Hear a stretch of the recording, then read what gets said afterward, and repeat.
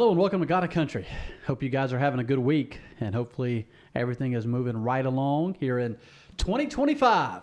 And 2025 was off to just a good start, especially whenever you're looking at a lot of people that they're begging, for it to snow, and it's supposed to snow here in South Mississippi and South Louisiana here on Tuesday, potentially on Wednesday. And so it's interesting. Reed, are you good at driving in the snow? Can you drive in the snow? I can drive in the snow. I don't think I'm going to. So I'm probably going to be at home, man. So I cannot drive in the snow. And I tried to drive in the snow one time, and whenever I was driving in the snow that one time, I ended up in a ditch. And so that is where I ended up whenever I was driving, in the snow. And so I don't plan on driving in the snow either. And so, but, thinking about the snow and the weather next week, the inauguration is on Monday. And so I have tickets for my son and I and a few friends of mine, to go to the, to go to the inauguration. And Reed, we got information today that they are moving the inauguration inside the rotunda. And so only just a handful of people are going to be able to be in there. Of course, I think they're going to play it on the big screen at the Capital One Arena. They are going to have a victory party on Sunday at the Capital One Arena. And then Monday, they'll have another event at the Capital One. And so the snow is just messing up everything. And so did you have plans to go to the inauguration? So I had a lot of friends inviting me to come to the inauguration, hang out with them, catch up, I'll do all that kind of thing. I'm not going to be going, especially now because of the weather. Yeah, so my son, he's 17 years old, and if it wasn't for him, I probably would not continue to make plans to go. I mean, it's just, we're going to have to drive to Atlanta after church on Sunday night, and then once we get to Atlanta, we have to catch a flight to D.C., fly back into Atlanta on Wednesday. It's supposed to be snowing in Atlanta and even in Gulfport on Wednesday. I'm going to have to drive back and all that. I don't have any experience driving in the snow, and so it is what it is. But we're going to have a good time. Driving in the snow is kind of fun, man. You get a little bit of sledding thrown in there. So just as you and I established a few weeks ago, if you live anywhere north of Memphis, Tennessee, you're a Yankee, right? That's right. I've spent plenty of time living in Yankee territory. So that little Hyundai car, my gas saver that's parked in your driveway right now, little 4-cylinder car, I take it with me to get down here. I have these long trips and stuff. I've taken that thing through as much as 8 inches of snow at one time. Not just once, but many, many times. Living in Virginia, working in Nebraska, places like Ohio, all throughout the Midwest. So I'm used to Yankee territory. I've spent some time outside of my comfort zone, so to speak. To me, like driving in snow is like just driving anywhere else. Oh, it's not for me. And so now I do have a dream one day that I would love to go hunting in the snow. And I would love to shoot a deer, an antelope, a elk, anything. I mean, a bear. I would love to shoot one of those animals in the snow and then track it in the snow. But I would have to have somebody drive me and to a place, and because I'm just not gonna. I just can't do it. I just can't do it. So, but anyway, that's the weather report from Reed and Dan, and for next week, talking about the inauguration. And once again, we're here on God and Country. If you haven't already subscribed to God and Country, if you haven't already shared on Facebook, X, and all of these social media platforms that you see God and Country, I would encourage you to go ahead and do so. And once again, as I always mention, I mention this every single show because I think it's so very, very important, and that is this right here. Some of you will get tired of seeing me or hearing me say this and showing this, but your vote counts. Reed, I want to bring up something interesting.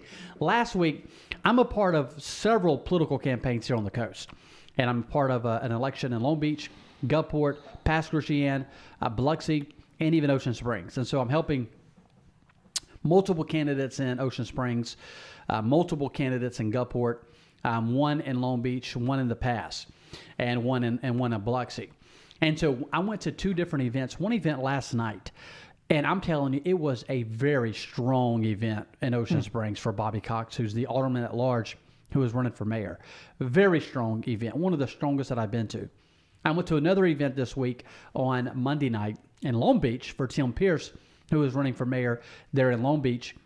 And it is the strongest event that I've ever been to as far as somebody running for mayor or even councilor, alderman, supervisor. You would have to get to the governor status in order to have a more stronger event than what I went to on Monday night for Tim Pierce, who's running for mayor of Long Beach. Wow. And it was really exciting to see so many people engaging and get involved in local politics. Because, Reed, we started off talking about the inauguration, and I believe that election is very, very important. I believe the election for Donald Trump was amazing. It's important, absolutely important. One of the most important presidential elections of my lifetime. But, Reed, the facts are these local elections are just as important and have sometimes even more of an impact. They have more of an impact whenever it comes to local government. And so for you to be involved locally, running, whether you're helping a guy run for mayor or a young lady run for mayor or council or alderman, those elections are very, very important. And that's why I always say that your vote counts, because your vote does count. Your involvement counts.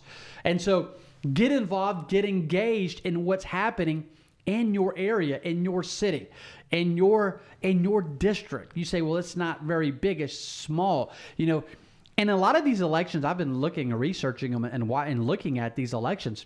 A very small amount of people can win these elections. And so get involved, get engaged. And Reed, that brings me to this point. I bet about right now, there's a lot of people in Los Angeles who wishes that they had gotten more involved and more engaged in what's happening in their city. Because they have a mayor who is incompetent, and we're going to talk about this a lot today. They have aldermen and councilmen that's incompetent. They have a fire chief who is incompetent. They have all of these people that are in certain positions who have no business being in these positions. And Reed, whenever I see this picture, it breaks my heart when I see this picture.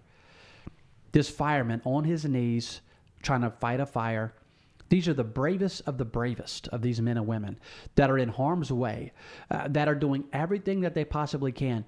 These men and women, Reed, are not incompetent. These men and women are getting the job done, and they're doing everything that they can with the limited resources that they have. And so, which is sad, and that goes back to the leadership in this city. The firefighters have to have water to put out a fire. They have to have hoses. They have to have these fire trucks. I mean, all of these things that they need. And whenever you have the leadership is as incompetent as they are, then the firemen, they don't have the resources they need to put out these fires. And so, Reed, what are your thoughts here opening up into this segue of these fires in Los Angeles? Well, there's a lot to unpack here. I appreciate that. To say that the leadership is incompetent, I think, is just it is a gross understatement. Needless to say, obviously they're ridiculously incompetent. We saw the mayor of Los Angeles, Karen Bass. She was doing a weird kind of pander tour in the West African country of Ghana. About the time that these fires broke out. And after about 10,000 houses had burned, or maybe a little bit less than that, she finally decided to leave the Eastern Hemisphere, come back to her city. But it's been one show after another, was one display after another of just absolute ridiculous neglect and incompetency. Here's what's fascinating to me about it, and one of many things that are fascinating. So Donald Trump has this weird way of tweeting about things years before they happen, right? Like it seems to like weirdly, I want to say prophetic, but not in a serious sort of way, right? It's just he has a way of like weirdly inadvertently predicting major events through tweets.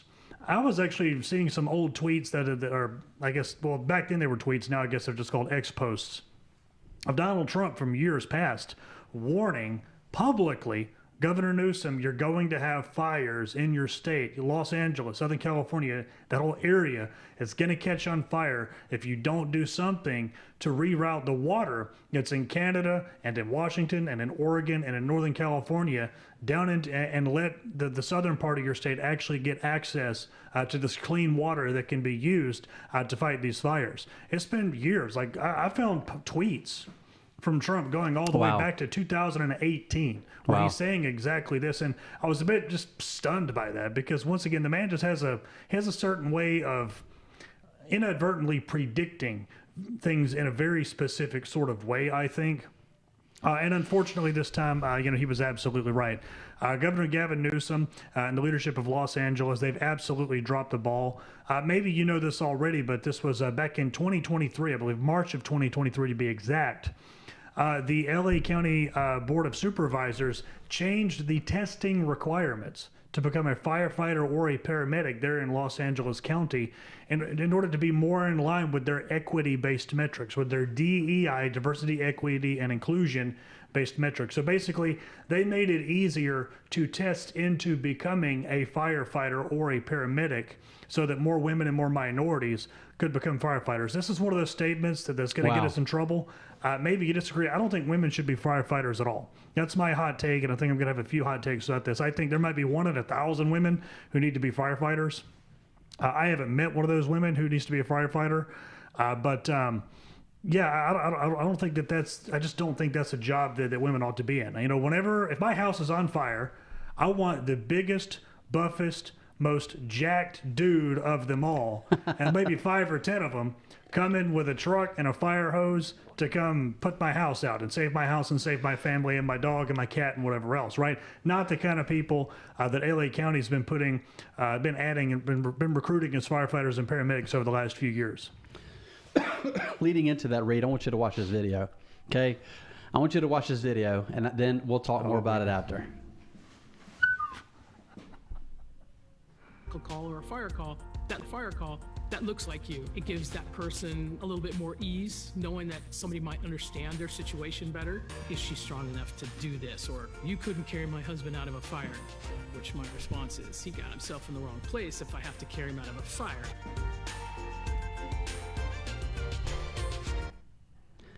There you have it.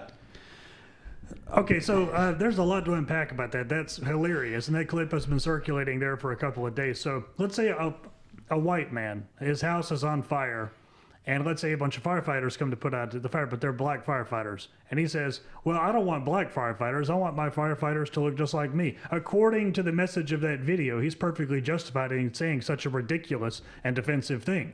It's because it's not about... It's about just you want your firefighters to look like you, apparently that's what you should want whenever your house is on fire and your family and your wife and your kids and your dog and your cat and all your life's work is at stake. You want your firefighters to look like you, right? Apparently that's the message we're supposed to be getting from this. Absolutely and totally ridiculous.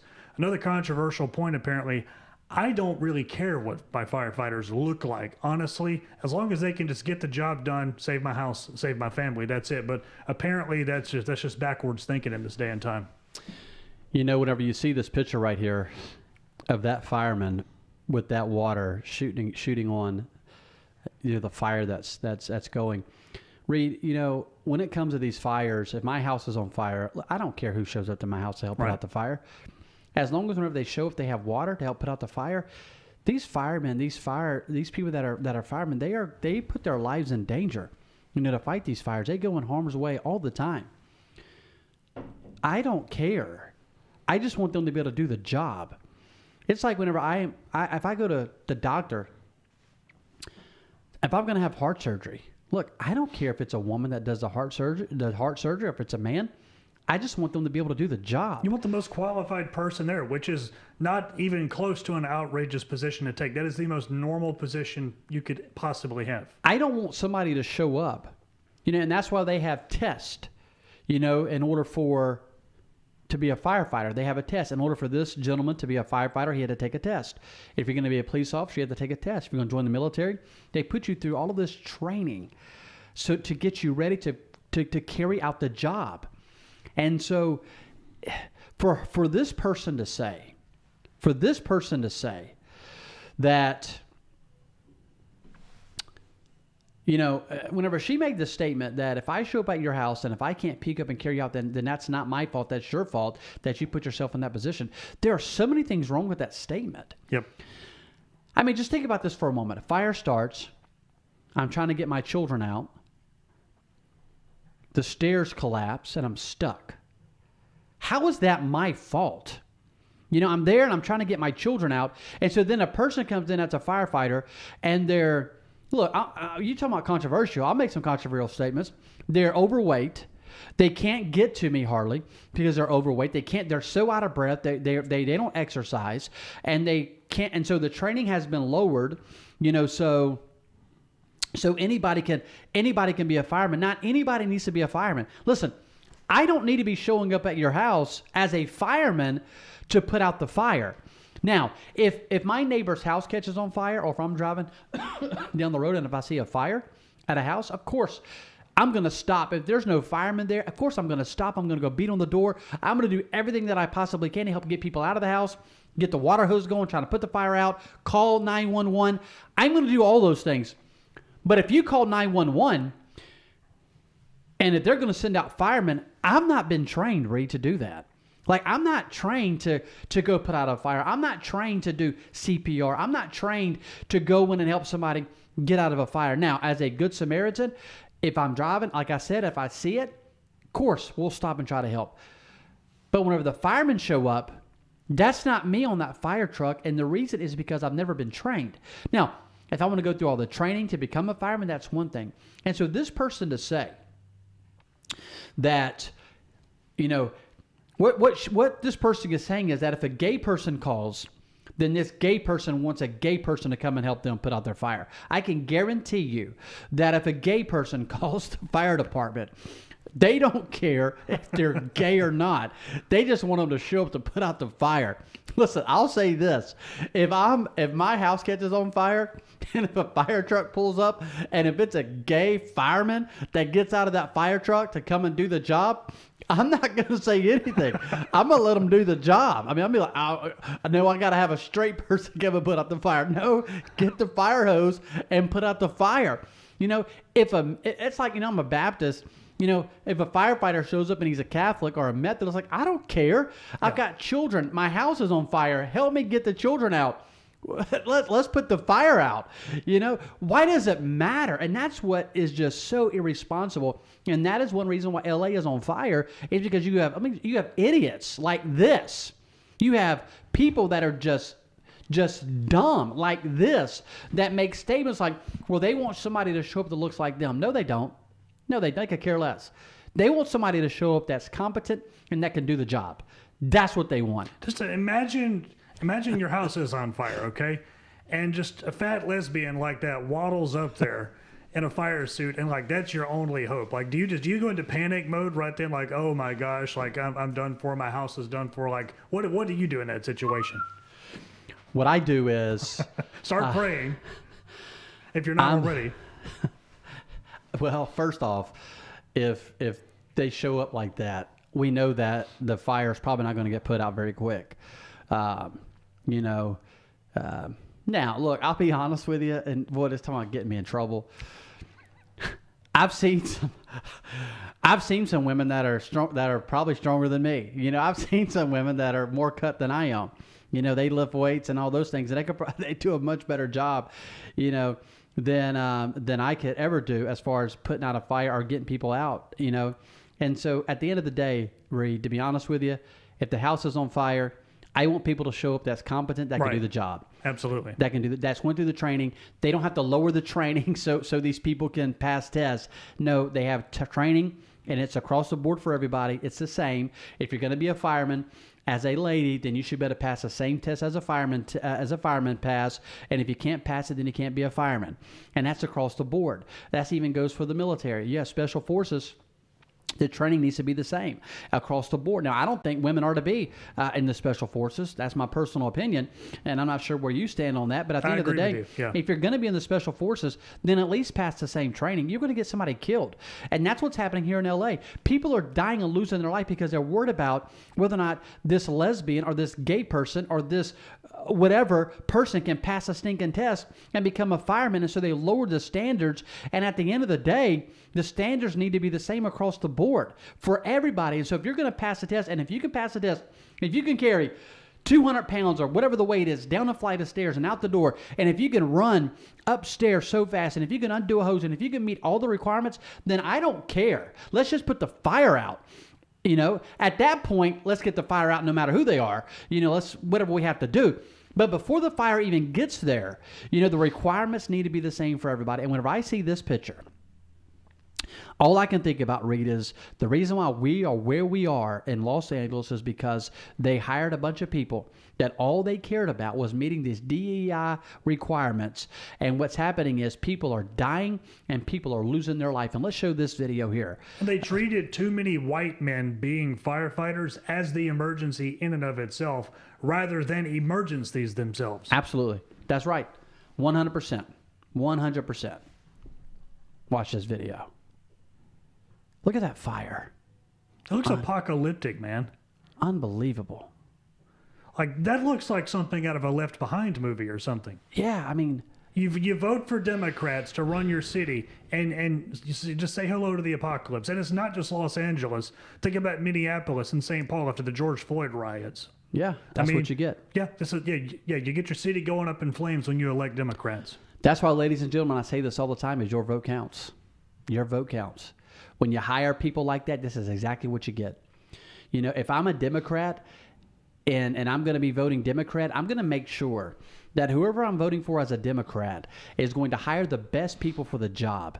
If I'm a Republican, and I am a Republican, I'm going to do my homework on these candidates to make sure that we're hiring the best people for the job. And so it's just unbelievable that we are where we are in this nation. Whenever it comes to, we want to hire people based upon them being gay or lesbian, or based upon the color of their skin, or based upon, you know, we're scared to death about their weight, and so we don't want to embarrass somebody. Well, listen, there's just certain jobs that if you're going to do it, you need to be in shape, right? I mean, your diet can't be like mine. You know, my diet is, you know, tonight I'm going to go and eat Oreo cookies and drink red top milk, you know, probably eat 12 of them, you know, and so at the end of the night, that's probably what I'm going to do tonight. If you're going to be a fireman or a police officer, or if you're going to be, you know, in our military, you're going to have to be in shape. And so you got to be able to do the job. And so you can't have my diet because I eat whatever I want, and it doesn't matter. There's just certain jobs, you know, that require a certain level of whatever it is, that whenever it comes to exercise, whenever it comes to just being in shape. And the reason why they're where they're at in California is because they hired people based upon, we got to have so many gay people in our fire department. So we have to lower the standard so we can elect some gay people, so we can put gay people in there. We got to have so many women, you know, and so we only have 5% of women. So we need to get it to 10% of women. So we're going to lower the standard. You know, we need to have people that are a certain weight requirement or a certain weight. And so we're going to lower the standard for some of these men that can't be in it. At the end of the day, that's why they're where they're at. And so they haven't hired the best people for the job. And so I love I should have had a clip of this. The Notre Dame coach, I don't know if you saw it, but the Notre Dame coach, he just won. Now they're playing in the national championship on Monday night. So they try to ask him, how does it feel to be the first black coach to win or to be heading into the national championship? And boy, he gave the greatest answer. Who cares? He didn't say this, but basically what he said was, it's not about me, and it's not about the color of my skin. It's about these young men, and it's about doing the best job possible for these men. And that is what it's about. It's not about the color of your skin. It should ever be about the color of your skin. Whether you're white, black, China, whatever you are, it is not about the color. It's about who can do the best job. That's what it's about. Who can do the best job. And in California, obviously, they didn't vote the person in that could do the best job at governor or mayor. And the mayor hasn't put in the best people that could do the job as far as fire chief.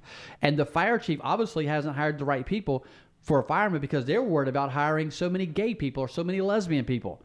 And that's why a lot of people in the shape that they're in. And I just wonder, like, how much more of this are the people of Southern California going to have to go through before they realize the consequences of voting Democrat? I don't know. I will say this. I actually do think this is a career ender for Gavin Newsom. I hope so. I thought about that pretty carefully. Now, I understand that the voters of Southern California, the Democratic voters of Southern California specifically, are cut from a very different cloth than, let's say, me or you. What we would call common sense doesn't necessarily occur to them or occur to them in the same kind of way. So, you know, they might be willing to put up with a lot more of this before they finally throw in the towel on Gavin Newsom and bring an end to his political career. I don't know. But the counter narrative that I've seen spun with a fair degree of success is that this isn't really the fault of any local official. This isn't really the fault of the government. I'm seeing the left, with a fair degree of success, spin this narrative that it's actually the fault of climate change, that climate change is to blame. And that's not only to embellish this greater agenda whenever it comes to climate controls, carbon taxes, and all these other sorts of agenda and policy pieces that they've wanted for many decades. I also think that they're trying to absolve the people responsible for this cataclysmic failure from any degree of responsibility, any degree of guilt, because they get the convenience of being able to blame literally the entire world. They get to blame the earth itself for their own incompetency, for their own neglect, for their own just absolute incompetency as to how they've run the state. So it's very interesting to see how they're ready to blame the entire rest of the world, and at least some of their voters are willing to go along with that before they actually hold individuals in power responsible. And hopefully the people of California, and I believe that some are waking up. Even I've heard a lot of the Hollywood criticizing, and that's shocking. For some other of these than people, Mel Gibson. Yeah, and it's shocking to hear some of these people coming out and just hammering them. I want to show y'all this clip. Watch this clip. It's about a minute long, but I want you to listen to it as best as you can, and just listen to this. Not long before deadly wildfires broke out in Los Angeles, firefighters were sounding the alarm about major staffing shortfalls inside the city's fire department. Our senior investigative correspondent, Kyung La, digging into the story for us. Kyung, a new CNN analysis backs up those concerns about staffing. Tell us more. We've heard sort of the back and forth about fire budgets involving the current mayor, but this is an issue that precedes this mayor. This is years in the making. The fire department has warned of dire consequences, saying that they need more money, they need more firefighters, and they want. Let's just stop right there for a moment, Reed. And what she's talking about, and I hope you people are listening. They're talking about what they need in the fire department, how this has been going on for years. And it goes back to what you said earlier about what Donald Trump said. Back in 2018, this has been going on for a while. They were warning and telling people that this is going to happen. This is going to happen. Now let's keep watching. Warned of this as recently as last month. At that commission meeting, you said it's dire. Someone will die. It's eerie listening to your words, because that's what occurred. They knew they had a fire shortage. They knew that they needed more. They've been telling them, but yet they didn't do anything about it. And so you have Los Angeles, and these fires are happening, and people are dying because people just simply did not do their job. They failed to do how do I put it like this? They failed to do the job the right way, and they let the people down, which is sad. The Los Angeles mayor, she should resign. The Governor Newsom should resign. He should step down. He has no business being governor. You can't. And the mayor of California, she needs to resign. The mayor of Los Angeles, she needs to resign. It's unbelievable. Reed, what's your take on this video that we just watched? I agree with you completely.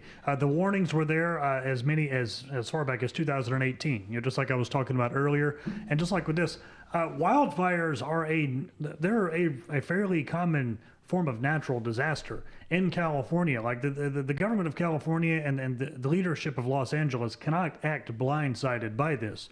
But it's crazy. I'm seeing guys like Bernie Sanders blaming this on Donald Trump, who's not even president yet. He won't be president. He won't be president until after this weekend. Somehow it's Donald Trump's fault. Trump's fault. It's the Republican Party's fault. And who's going to wind up having to bail California out of this mess? It's going to be under the leadership of Donald Trump in the White House as of next week. It's going to be the American taxpayer. So it's really like, we might act like in Mississippi, this doesn't have any consequences for us, but the federal money that's going to be used for FEMA housing and everything else, and to basically rebuild everything in California that's been destroyed, that's coming out of my pocket and your pocket. Absolutely. So this isn't something that doesn't affect us, even though, we vote the right way here in South Mississippi. We still have a federal government that's going to be unfortunately, their only way of rebuilding after this mess here. So this is a case of Karen Bass and Gavin Newsom's incompetency costing people even in red states like Mississippi. And people want to say that this isn't political. The reason why California is in the mess they're in because they hired the wrong person politically. And so whenever you put a mayor in office, such as this person, don't expect anything to go the right way whenever you have a major catastrophe like this. Don't expect it to go the right way whenever you put incompetent people in office. And so people want to say, well, this isn't political. It's 100% political. You hired a Democrat to be your mayor, and then you have this mayor hiring people based upon their gender, their sex, and whatever it is else that the reason why they hired these people. And so you're in the mess you're in. It's all political. It's all political. Now, I agree. Let's get the fire out and all those kind of things. We need to be praying. And obviously, we're praying for California. But it is time some people wake up and quit voting some of these knuckleheads in, that are making decisions that's ruining and destroying this nation. And so I wish people would wake up and understand that we're in the mess we're in because of some of these people. Whenever you look at Mississippi, it has taken years to get Mississippi out of some of the jams that Mississippi is in because we had Democrat leadership for over 100 and something years. And so the Republican Party has only been in control for the last 20 or so years. And so I think for the first time 8 years ago, we got full control of all 8 statewide elected officials because our Attorney General was Democrat, Jim Hood. And so we finally just got, all of the, all 8 statewide. And so a majority in the Senate, majority in the House. And so Mississippi is finally moving forward. And we could even move forward a whole lot more if some of the Republicans that are in office would act like a Republican instead of a Democrat. But that's a whole nother subject. It's important to put the right people in office.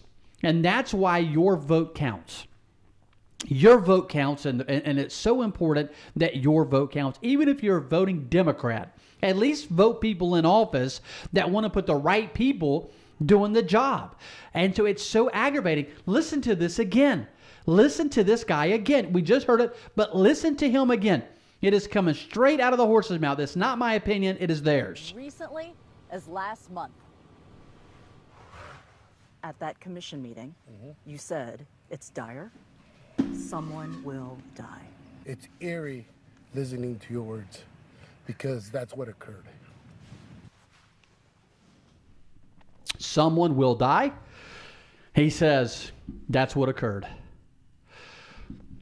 I'm not trying to make this political. I'm not trying to make it political. But ladies and gentlemen, it is whether you like it or not. It is whether you like it or not. It's political because the left made it political. Absolutely. Whenever they started recruiting firefighters and paramedics on basis of ridiculous and mutable characteristics instead of embracing meritocracy and putting the most qualified people in those positions. That's right. And so that's why they're in the shape that they're in. It comes back to what I say all the time, and I'm going to keep saying it. I'm going to keep preaching it as long as I shall live. There's just a couple of things that I preach constantly. One, Jesus saves. Jesus is the only way to heaven. There's not 2 or 3 or 4 or 5 ways to heaven. There's one way. I don't care if you're a Baptist, Catholic, Methodist, Presbyterian. Jesus is the only way to heaven. That is very clear in Scripture that it's through Jesus Christ. It ain't through your church. It ain't through your Baptist denomination. It's not through your Catholic denomination. It's not through your Methodist church. It's through Jesus Christ. I'm the way, the truth, and the life. Jesus is the way to heaven. That's it. The other thing that I preach constantly is your vote counts. Your vote counts. Your vote counts. And I'm going to keep preaching that until I take my last breath.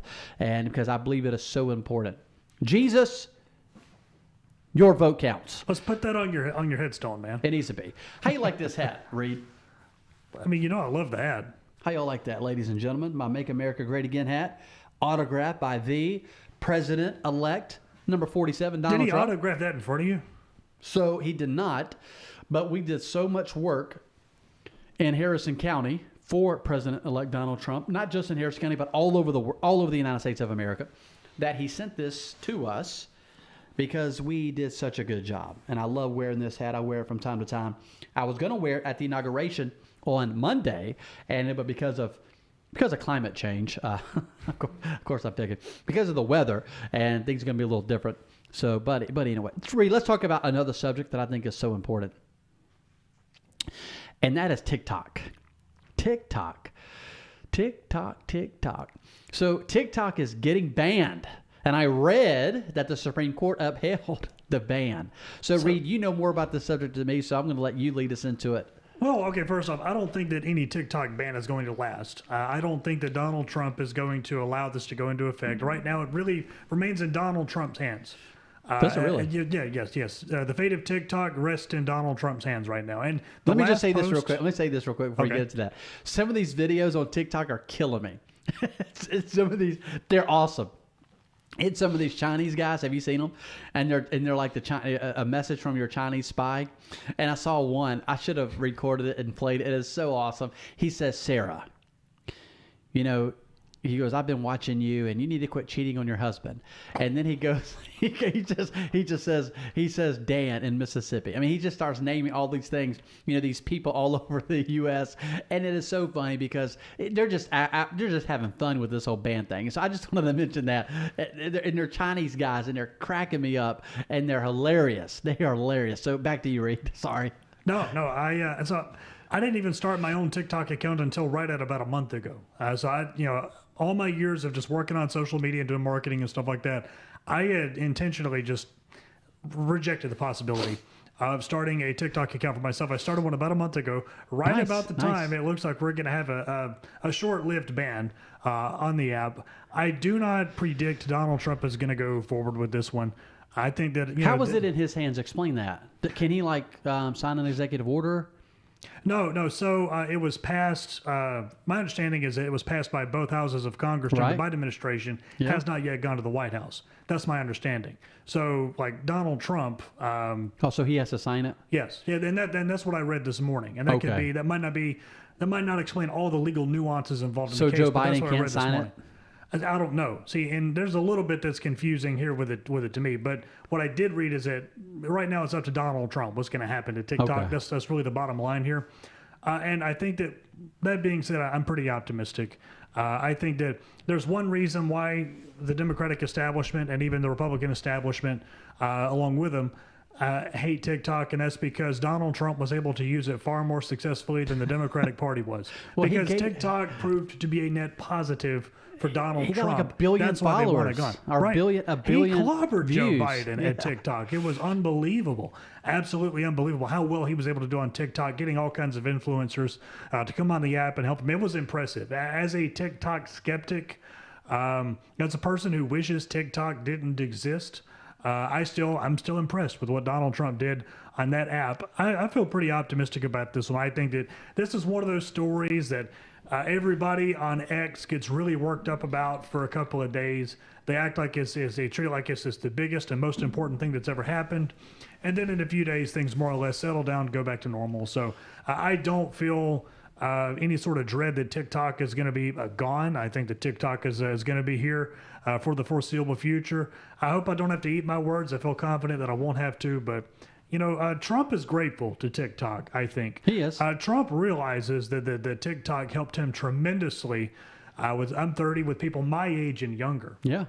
I mean, it was, I wouldn't say it was instrumental, but it was absolutely valuable in that respect. I do think that TikTok needs to continue to stay off of, if you're a U.S. service member and you have a government-issued device, obviously TikTok needs to be banned off of that, clearly. It's owned by ByteDance, which is supported by the CCP. But whenever it comes to TikTok, it'll be around for a while. I would tell everybody, don't get your knickers in a twist. This is just another news cycle that'll go away in a couple of days or a couple of weeks. So let me ask you this question. TikTok, Instagram, Facebook, what information do we give TikTok that we don't give to Facebook or Instagram? None of it. And see, the biggest beneficiary of a TikTok ban is going to be Mark Zuckerberg's Facebook, because Facebook has been trying for years to build an alternative to TikTok, and it just hasn't taken off. I'm surprised he hasn't bought TikTok, because that's what they need, right? They need somebody to buy TikTok. I don't know. I don't know why Zuckerberg or Trump or someone like that wouldn't have bought it by now. But I'm shocked. Zuckerberg bought Instagram, Snapchat, and WhatsApp as well all those years ago. Why Zuckerberg hasn't bought TikTok, who knows? I couldn't tell you why. But for years, Zuckerberg's been trying to build an alternative through Meta, just a competitor to TikTok to tap into the same demographic that uses TikTok. and they haven't been able to do it with any success. So Well, I think TikTok's so that the easy. lobbyism from Facebook is a very big part of why we're even seeing a TikTok ban floated, not just because the Democratic and Republican establishments hate TikTok, but also because there are very specific individuals like Mark Zuckerberg who would benefit greatly. Their stocks would skyrocket if a TikTok ban actually went through. Did you watch his whenever he was talking about fact checkers on Facebook and how they was going to get rid of fact checkers on Facebook? I thought that was interesting. That was an interesting conversation. Too little, too late. And I mean, we still haven't heard Mark Zuckerberg talk anything about restoring all the accounts that were banned, particularly during the COVID era, for posting things that were in the majority of cases actually proven right years later. Like people like me and my friends, I was never banned personally, thank goodness, but I had a lot of friends and a lot of colleagues and coworkers and so on and so forth. They were banned from the platform. They couldn't even start a personal Facebook account to keep up with their friends and family. They were banned from it completely for posting things about COVID or vaccines that turned out to be true. They're vindicated years later, and there's still not even a little bit of discussion about reintroducing those accounts. So some sort, I hate this word, but some form of reparations do need to be made, I suppose, in terms to the accounts that were punished for posting the truth. Before we talk even remotely about re-embracing Mark Zuckerberg or giving him any sort of forgiveness, I mean, a person actually has to be contrite and sorry in order to achieve forgiveness, right? They actually have to be sorry for what they did. Yeah, that's kind of a thought of mine. And I don't think he's sorry.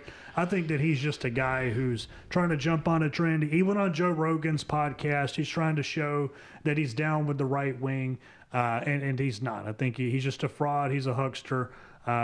He's a grifter. So I think Zuckerberg has the most to gain. I wish somebody would start. I wish somebody would start a social media platform that took Instagram, X, Facebook, and TikTok and combined it all in one. I think if somebody could do that, I think it would be huge, because I love TikTok for the videos, right? The 15-second, 20-second, 10-second videos. I love TikTok. You just scroll on TikTok. I love that. I love Facebook for the writing and for the pictures. I think it's really good. Instagram seems to be, I started posting a little bit more on Instagram than I had in the past, but I'm not a huge fan of Instagram. I'm just not on Instagram a lot. I don't have a lot of subscribers on Instagram.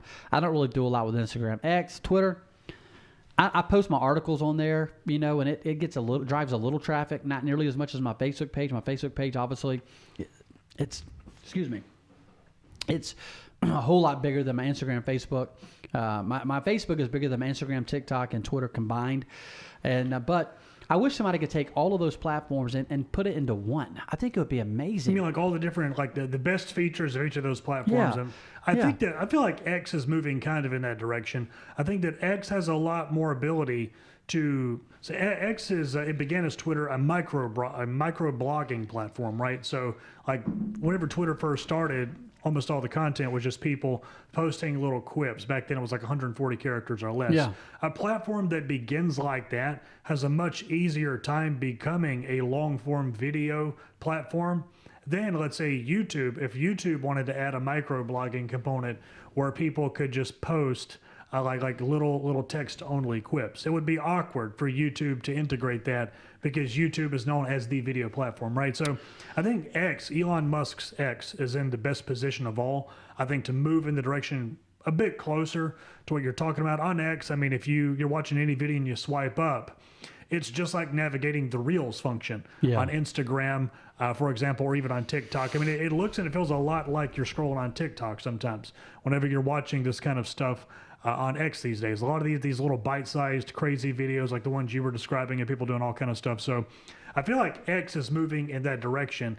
Elon Musk has to stop it with the censorship, though. Elon Musk is not nearly as bad at censorship as Mark Zuckerberg has ever been. Right. But Elon Musk is censoring a lot of people on the far right. People like Stu Peters and people like Dr. Anastasia Lupus, people with whom I don't necessarily agree on every topic, but that doesn't matter. Free speech means even the people with whom we disagree get a right to speech, or it's not free speech. That's right. So Elon Musk started censoring those people pretty seriously in December, and a lot earlier this month as well. And that has to stop. All the influencers and the content creators who had their blue check marks taken away for posting an opinion that Elon Musk didn't like, whether it was about Israel or whether it was about the HB1 visas. They need to have their verification restored. They need to have their followers restored. They need to, and some kind of apology needs to be made. So Elon Musk's X, I still feel pretty optimistic about it. I'm a little bit cautious. He's got to stop it with the censorship of these kind of far-right voices I was describing. I agree. And speaking of social media, and speaking of HB1, I don't know if you guys have saw the House Bill 1, that the House just passed that would eliminate the state income tax. I haven't been able to read all of it, so I'm not ready to embrace it or not embrace it at this moment. I'm begin to read it. And so we're going to talk more about that, next week. We'll talk more about some of these bills, coming out of Jackson. And so we'll bring you up to date on some of those issues, speaking of HB1. And speaking of social media platforms, and we're coming to an end of this show today. If you're watching us on X or retweet it, if you're watching us on YouTube, copy and paste the link and share it with someone. If you're watching it on Substack, share the Substack. Think about even giving, to help get out our message on Substack or on YouTube or X or Facebook. Share. It helps us as far as reaching our message out to thousands of people. And because some of these social media giants, they don't want conservative news outlets and to really have their message heard. And so let's do all that you can. And thanks for tuning in and thanks for watching. Reed, any last words before we get off today? No, Dan. This was a lot of fun. The bottom line, don't vote Democrat unless you want your city on fire. If you want your city on fire, please, by all means, go find a Democrat and go vote for them. I don't want my cities on fire. Do you want your cities on fire? I do not. Okay. I do not. But thanks for tuning in to God and Country. Thanks for watching. If you haven't already shared, I would encourage you to do so. Share, and subscribe, and it helps us get out our message. And once again, thanks for tuning in. May God bless you, and may God continue to bless the great United States of America.